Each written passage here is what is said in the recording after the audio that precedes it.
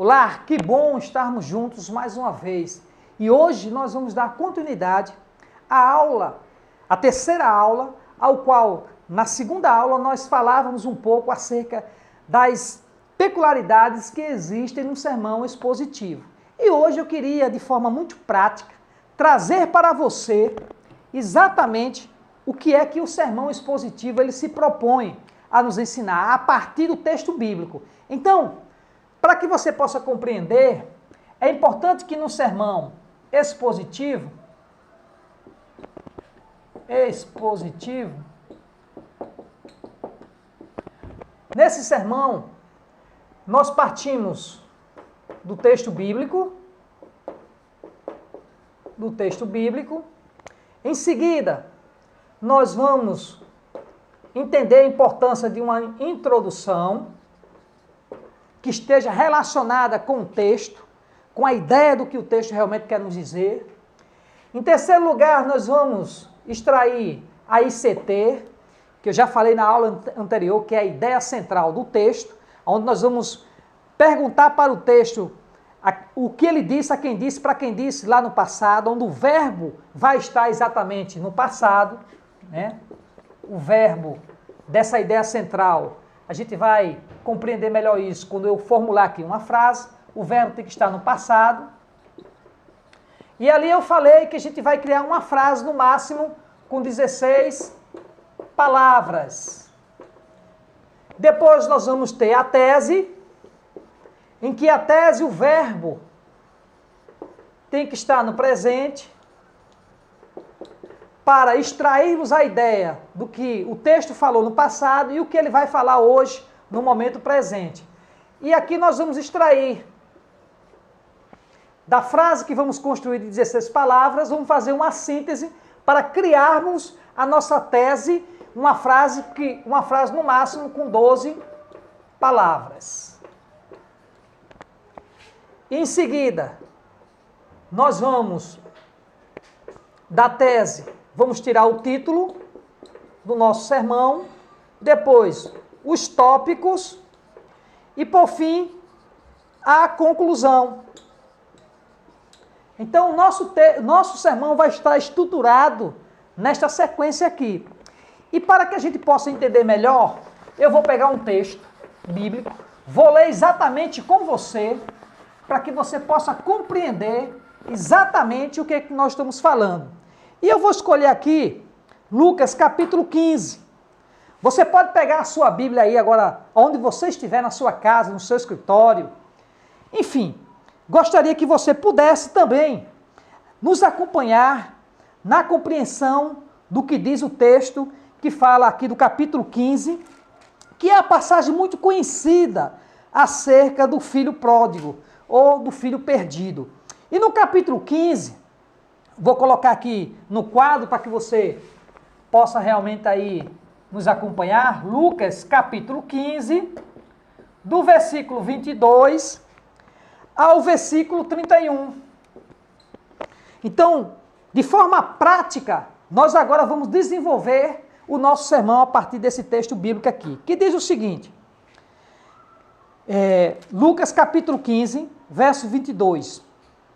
Mas o pai disse a seus servos, depressa, tragam a melhor roupa e vistam nele, coloque um anel em seu dedo e calçando seus pés, tragam um novilho gordo e mate-no, vamos fazer uma festa e alegrar-nos, pois este meu filho estava morto e voltou à vida, estava perdido e foi achado, e começaram a festejar o seu regresso.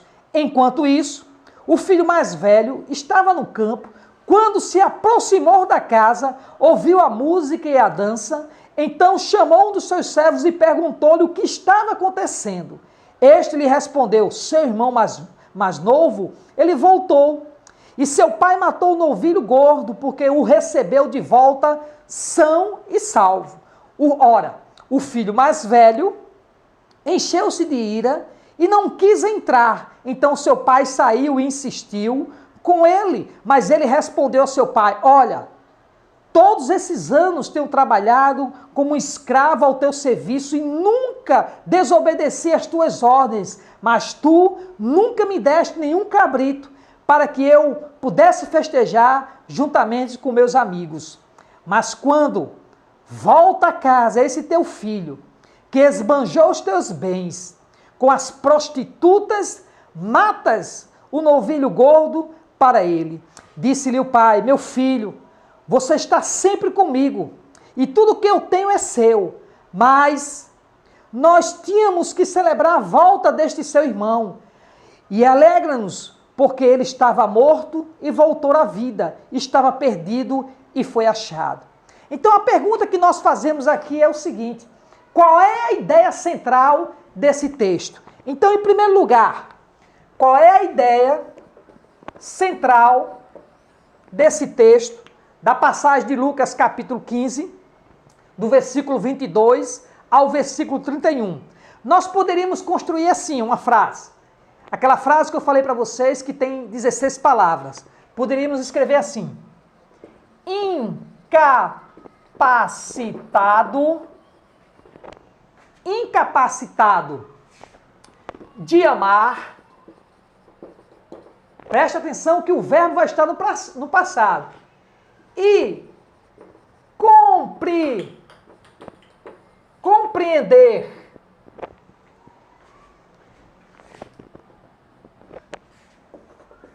o irmão. Preste mais atenção. O irmão do pródigo. Está entendendo que eu estou extraindo a ideia central, exatamente do que o texto está querendo dizer? Ficou, olha o verbo agora no passado, ficou do lado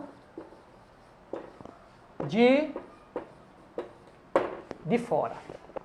Mas de fora da onde? De fora da festa. Então, eu venho aqui e concluo: de fora da festa. Veja bem, qual é a ideia central que eu tiro exatamente desse texto? O que é que ele quis dizer?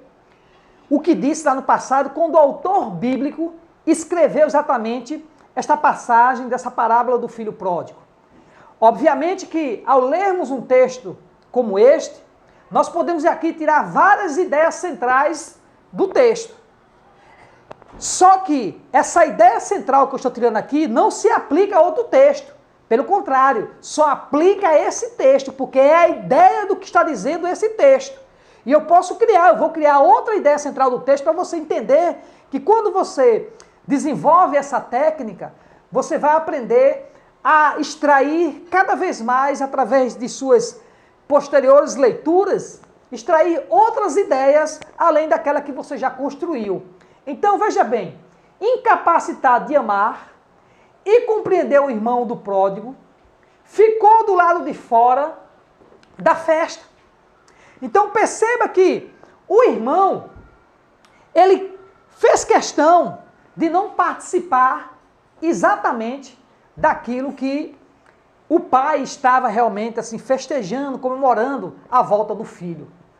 E quando nós construímos esta ideia, é para dizermos o seguinte, que muitas vezes, olha que eu não cheguei na tese, mas se eu quisesse transportar essa ideia para o momento presente, eu poderia simplesmente dizer que, assim como o filho, o irmão do pródigo, ele ficou do lado de fora da festa, muitas vezes nós também ficamos de fora, do lado da vida daqueles que são festejados por Deus, ou de repente terem voltado exatamente para os braços do Senhor Jesus, ou quem sabe ter se reconciliado com a igreja.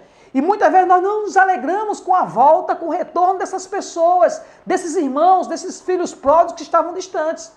Então, às vezes nós temos esta mesma atitude do filho pródigo. Então veja que quando nós construímos uma ideia central do texto, isso nos dá margem para construirmos e desenvolvermos o nosso sermão, a nossa homilia, de uma maneira tão rica que as pessoas vão começar a compreender que existe uma lógica no nosso discurso.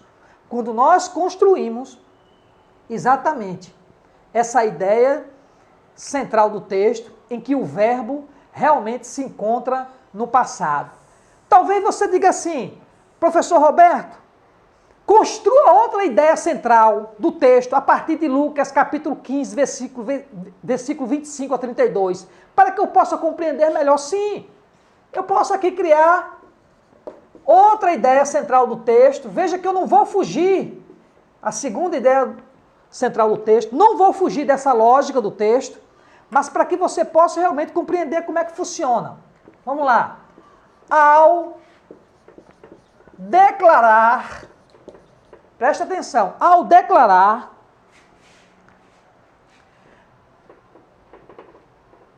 declarar-se, isso aqui para você compreender, o único homem, certo? O único homem certo. Está acompanhando aqui comigo? Você está com o seu caderno aí anotando? Vá anotando.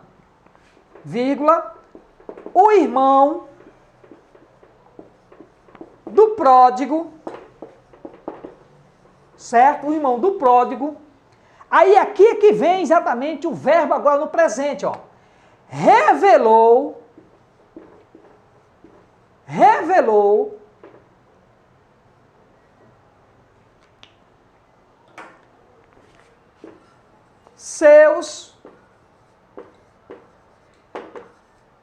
seus próprios erros. Então vejam que é possível construirmos várias ideias centrais do texto a partir de uma única passagem bíblica, a partir de um único capítulo, ou de repente, às vezes, de um único versículo, somos capazes de extrairmos várias ideias do que aquele texto está querendo dizer. Então percebam que aqui na primeira ideia central do texto, nós construímos essa ideia de incapacitado de amar e compreender o irmão do pródigo, ficou do lado de fora da festa, enquanto que construímos outra ideia central do texto, onde definimos da seguinte forma: ao declarar-se o único homem certo, o irmão do pródigo revelou na verdade aqui são seus próprios erros. Seus próprios erros. Então, nesta aula nós vamos ficar por aqui. Na próxima eu vou trabalhar melhor agora a tese, para que você tenha essa compreensão da importância de extrairmos do texto a ideia central, assim como a tese. Então, um forte abraço. Gostaria mais uma vez que você pudesse nos ajudar, primeiro, curtindo, segundo, comentando esta aula, este vídeo, e em terceiro, compartilhando para que outras pessoas também possam serem alcançadas e abençoadas assim como você. Então, um forte abraço do seu amigo, do seu irmão, o professor Roberto Silva. Deus te abençoe.